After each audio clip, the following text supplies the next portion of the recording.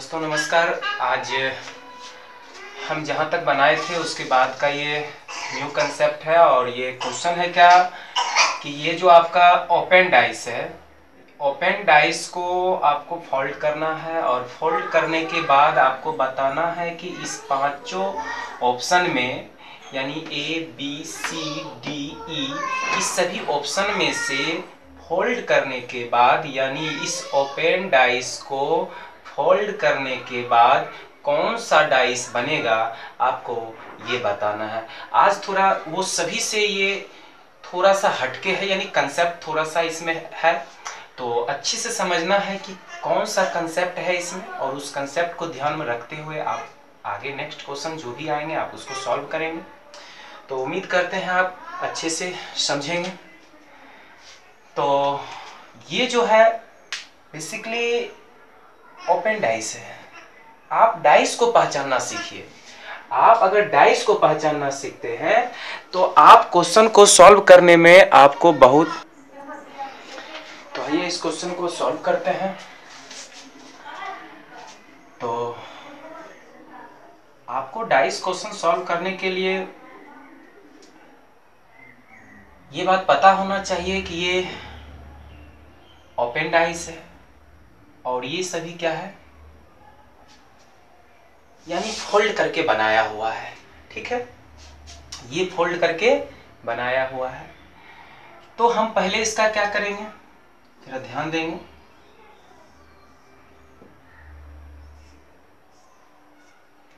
To है, 3 है, 4 है, 5 है और 6 है, और ये क्या है 1 है।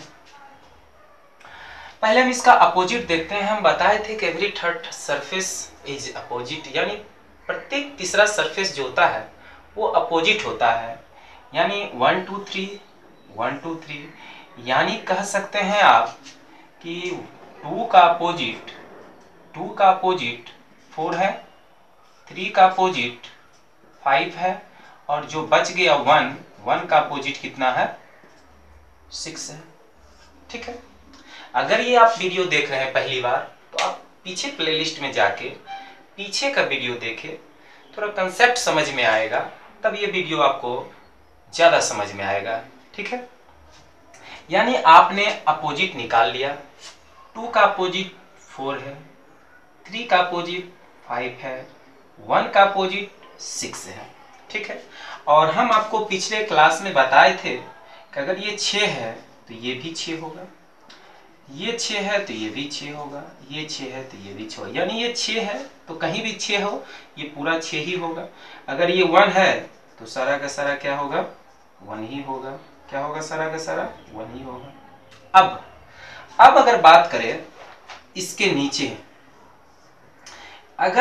नीचे, अगर हमको सरफेस की जरूरत पड़े तो ये 5 के बाद कौन सा अंक आएगा, तो 5 के बाद वही अंक आएगा जो उसके ऊपर अंक होता है। ये न्यू कंसेप्ट है, आप अच्छे से समझेंगे, उम्मीद करते हैं कि आप जरूर समझेंगे।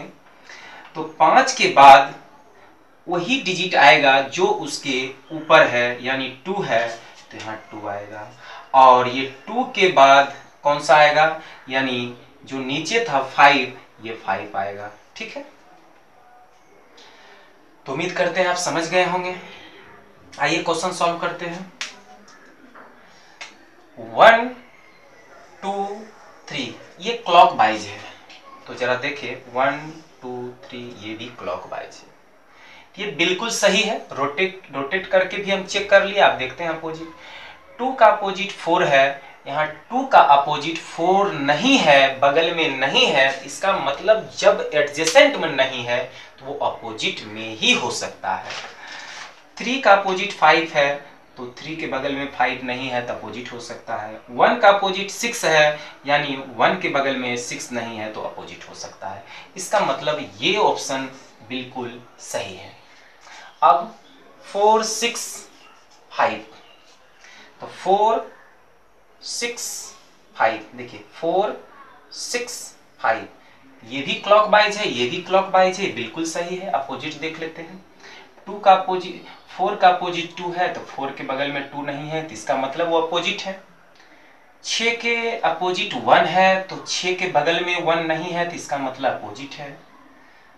5 का अपोजिट 3 है, इसका मतलब 5 के बगल में 3 नहीं है तो इसका मतलब वो अपोजिट है। यानी दोनों हिसाब से ये भी ऑप्शन क्या है, बिल्कुल सही है। अब आते हैं 5। आप कहीं से भी कर सकते हैं, 2 से 5 से 6, उससे कोई मतलब नहीं। 5 6 2 5 6 2 5 6 2 यानी 5 6 2, ये भी क्लॉकवाइज है, वो भी क्लॉकवाइज है, बिल्कुल सही है। और 5 का अपोजिट 3 है तो 3 कहीं बगल में नहीं है तो इसका मतलब अपोजिट हो सकता है। 2 का अपोजिट 4 है, इसका मतलब 4 बगल में नहीं है तो ये बिल्कुल अपोजिट हो सकता है। 1 का अपोजिट 6 है, 6 का अपोजिट 1 है तो 6 के बगल में 1 नहीं है तो ये भी हो सकता है। 1 5 2 1 5 2 यानी 1 5 2, ये भी क्लॉकवाइज है, ये भी क्लॉकवाइज है।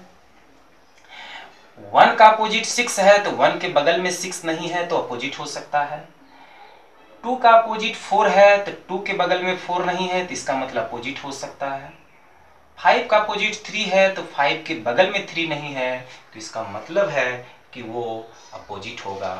दोनों हिसाब से रोटेट करके भी और अपोजिट के हिसाब से भी, दोनों तरीका से ये भी ऑप्शन क्या है, सही है। यानी ओपन डाइस से आप फोल्ड करके ये सभी डाइस बना सकते हैं। लास्ट चेक करते हैं, 3 4 1 यानी 3 4 1, ये भी सही है। अब देखते हैं, 1 का अपोजिट 6 है, 1 के बगल में 6 नहीं है तो इसका मतलब अपोजिट है। अगर एडजेसेंट में नहीं है, अगर कोई भी चीज बगल में नहीं है तो आप कह सकते हैं कि वो अपोजिट हो सकता है। 3 का अपोजिट 5 है तो 3 के बगल में 5 नहीं है तो इसका मतलब अपोजिट होगा। 4 के अपोजिट 2 है तो 4 के बगल में 2 नहीं है तो अपोजिट, ये भी बिल्कुल सही है। यानी उम्मीद करते हैं कि आप इस क्वेश्चन को अच्छे से समझ गए होंगे। यानी फोल्ड यानी ओपन डाइस से फोल्ड करके आपको बताना है कि ये कौन सा डाइस बनेगा। यानी सभी के सभी ऑप्शन सही आया है। ठीक है, नेक्स्ट क्वेश्चन देखते हैं। तो नेक्स्ट क्वेश्चन देखते हैं साथियों, क्या ये एक आपका ओपन डाइस है यानी खुला पासा है। इस खुले पासा से आपको फोल्ड करके इस सभी ऑप्शन में बताना है कि कौन सा ऑप्शन सही है और कौन सा ऑप्शन गलत है। यानी ये ओपन डाइस से ये आप फोल्ड करके जो डाइस बनाएंगे, पासा बनाएंगे, ये सभी पासा में कौन सा पासा बनेगा, कौन सा डाइस बनेगा और कौन सा डाइस नहीं बनेगा, यही आपको बताना है। ठीक है, तो चलिए हम 1 बाय 1 ऑप्शन को देखते हुए सॉल्व करते हैं। पहले हम क्या करेंगे, इसको थोड़ा सा चेंज करेंगे। कैसे, जरा सा ध्यान रखेंगे। यानी आप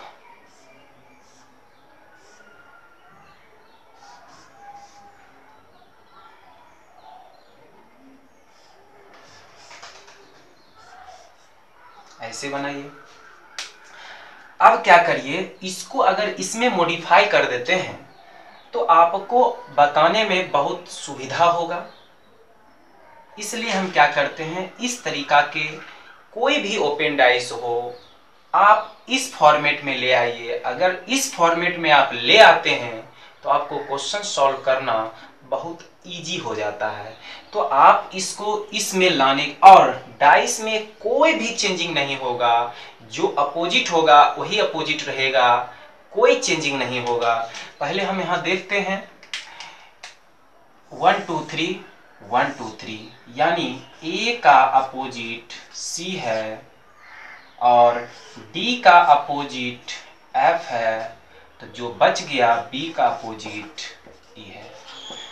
तो दोस्तों, आप इस ओपन डाइस का अपोजिट आपने निकाल लिया। यानी A का अपोजिट C, B का अपोजिट D का अपोजिट F और जो बच गया B का अपोजिट E। आप इस तरीका का मॉडिफाई कर भी देंगे, अगर इस ओपन डाइस को अगर इस ओपन डाइस में मॉडिफाई कर भी देंगे तो भी अपोजिट यही रहेगा। तो देखते हैं कैसे करते हैं। सी बी डी, आपने इस तरीका से लिया सी बी डी, यानी सी बी डी, क्लॉकवाइज लिया सी बी डी, तो सी बी डी। अब आपके मन में ये सवाल उठेगा कि आखिर आपने सी बी डी ही क्यों लिया? हम यहां सी रखना चाहते हैं, कोई बोलेगा हम बी यहां रखना चाहते हैं, डी यहां रखना चाहते हैं। तो आपके सभी आंसर का जवाब मिलेगा। आप वीडियो को देखते रहें। तो बी सी डी जब हमने लिया, बी सी डी, ठीक, तो बी सी डी, तो बी का बी सी डी लिया, तो जरा ध्यान देंगे यहां पे कि बी के ऊपर में क्या था, बी के ऊपर में क्या था, ए, तो बी के ऊपर में तो ए नहीं है। एकदम ध्यान से समझते रहेंगे, यहां देखेंगे डी का अपोजिट क्या है, एफ, यानी डी का अपोजिट देंगे एफ। अब बी का अपोजिट है ई, तो बी का अपोजिट देंगे ई, ठीक। अब बच कौन गया, ए लिख देंगे, ये क्या करेंगे, लिख देंगे एक। अब जरा ध्यान देंगे, ए का अपोजिट सी है, देखिए 1 2 3, ए का अपोजिट सी है, ठीक है। और एफ का अपोजिट डी है, तो एफ का अपोजिट क्या है, डी है, एफ का अपोजिट डी है, ठीक है। और बी का अपोजिट ई है, तो बी का अपोजिट ई है। आपके मन में सवाल उठेगा कि हम डाइस को अगर इस तरीका से बनाए तो क्या मेरा आंसर सही होगा या गलत होगा? तो जरा ध्यान देंगे, अगर हम सी यहाँ रहने दे, बी यहाँ लिख दे, डी यहाँ लिख दे, तो भी मेरा डाइस बिल्कुल सही होगा, क्योंकि डी का अपोजिट क्या है, एफ, तो डी का अपोजिट एफ, सी का अपोजिट क्या है, ए, सी का अपोजिट ए, और बी का अपोजिट क्या हो जाएगा, ई, डी का अपोजिट ई हो जाएगा। तो उम्मीद करते हैं आप समझ गए होंगे। कुछ भी आप कहीं भी रख के डाइस को मॉडिफाई कर सकते हैं, गलती नहीं होगा। आप जरा ध्यान देखेंगे, या तो आप इससे सॉल्व करिए या तो आप इससे सॉल्व करिए, आंसर में कोई चेंजिंग आने वाला नहीं है। हम इससे सॉल्व करते हैं, ठीक है। अगर यहाँ डी है तो यहाँ भी डी होगा, यहाँ भी डी होगा और यहाँ भी डी होगा। अगर ये एफ है तो यहाँ भी एफ होगा, यहाँ भी एफ होगा, यहाँ भी एफ होगा, ठीक है। और हम बताए थे अगर ये ए है तो ये क्या होगा, ऊपर वाला यानी बी, और अगर ये बी है तो होगा क्या, ए।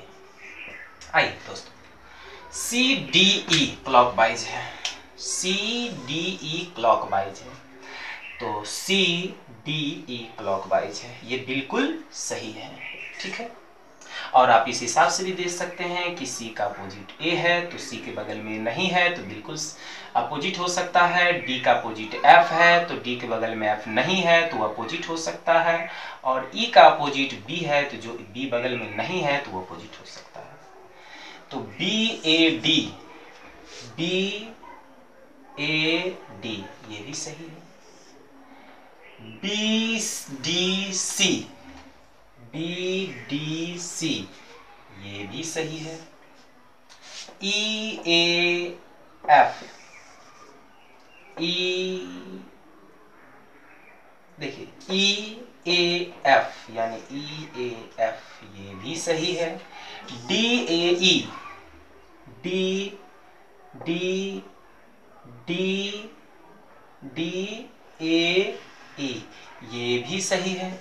और एफ बी सी यानी एफ बी सी ये भी सही, यानी सभी क्लॉकवाइज है, ठीक है। अब आपका सवाल है कि आपने तो इससे सारा आंसर सही कर दिया, इससे सारा आंसर कैसे सही होगा? तो भाई है, अगर ई है तो यहाँ भी ई होगा, एफ ई है, ई है, ई बी है तो ये भी बी होगा, ये बी है तो ये भी बी होगा, ये बी होगा तो ये भी बी होगा। और ये नीचे ए है तो ये ए होगा, और ये नीचे ए है तो ऊपर वाला डी होगा, और ये डी है तो नीचे वाला ऊपर ए होगा।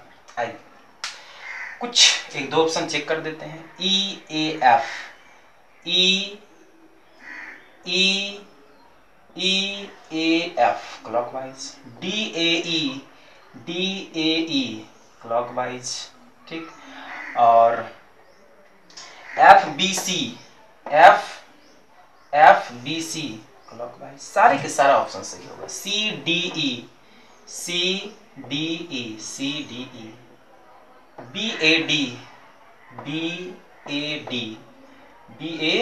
D, उसके बाद B D C यानी B D C। तो दोस्तों उम्मीद करते हैं ये क्वेश्चन आप अच्छे से समझ गए होंगे। सबसे बड़ी बात है कि क्वेश्चन को समझना, कंसेप्ट को समझना, क्वेश्चन को सॉल्व करना सबसे बड़ी बात नहीं है। क्वेश्चन की कंसेप्ट को समझना सबसे बड़ी बात है, ताकि आप नए नए क्वेश्चन को सॉल्व कर सके, एग्जाम में आए क्वेश्चन को सॉल्व कर सके। तो क्वेश्चन की कंसेप्ट समझने की कोशिश करते हैं। तो उम्मीद करते हैं वीडियो आपको अच्छा लगा होगा। अगर अच्छा लगा तो शेयर करिए, लाइक करिए, सब्सक्राइब करिए। अगर आपको पसंद नहीं आया वीडियो मेरा पढ़ाया हुआ तो आप डिसलाइक करें, और डिसलाइक का कारण जरूर बताएं। धन्यवाद।